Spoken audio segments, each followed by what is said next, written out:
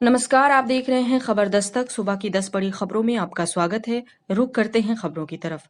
दिल्ली में पटाखे बेचने और फोड़ने पर लग सकता है 1 लाख रुपए तक का जुर्माना।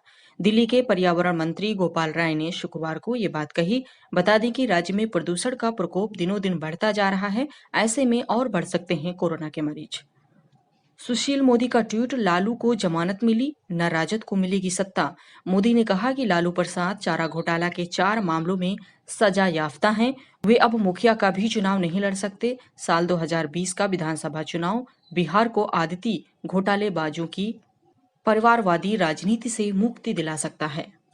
महाराष्ट्र की स्कूल शिक्षा मंत्री वर्षा गायकवाड़ ने शुक्रवार को कहा है कि राज्य का शिक्षा बोर्ड मई 2021 से पहले 10वीं और 12वीं क्लास की परीक्षाएं नहीं करा पाएंगे। उन्होंने कहा, कोरोना वायरस की अभी जो स्थिति है उसके लंबी अवधि तक चलने की आशंका है। उन्होंने आगे कहा कि पाठ्यक्रम में कम से कम 25% की कटौती करनी होगी।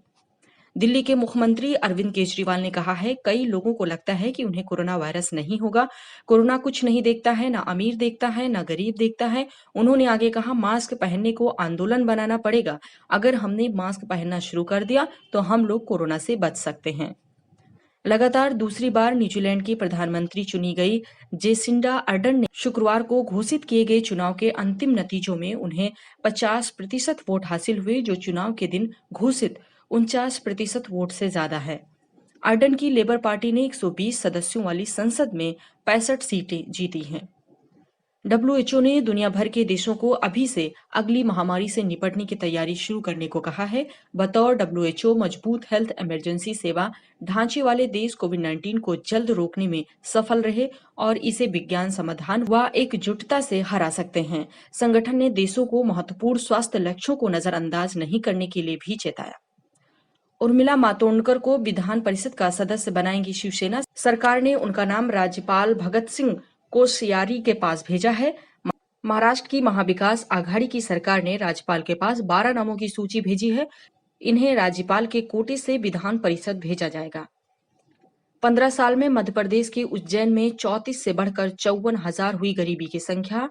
अब होगी जांच। शहर में करीब 1,03,792 परिवार रहते हैं, जिनमें से 54,000 से ज्यादा परिवार गरीबी में अपना जीवन यापन कर रहे हैं। यानी इन 15 सालों में गरीबी में 58% की वृद्धि हुई है।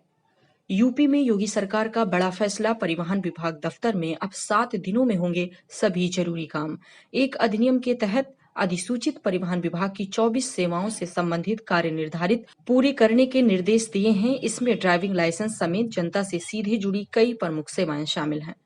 भारत इटली सम्मेलन में बोले मोदी, कोरोना के बाद की दुनिया के लिए तैयार होना जरूरी। उन्होंने कहा कि भारत की जनता की ओर से मैं इटली में कोरोना महामारी की वजह से जान गंवाने वाले लोगों के प्रति गहरी संवेदना प्रकट करता हूं। उन्होंने जोर देते हुए कहा, हमें खुद को कोरोना महामारी के बाद की दुनिया के लिए तैयार करना होगा।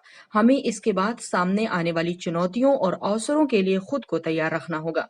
आज सुबह की 10 बड़ी खबरों में इतना ही। अन्य खबरों के लिए यदि आपने अभी तक हमारा YouTube चैनल सब्सक्राइब नहीं किया है तो तुरंत सब्सक्राइब कर लें।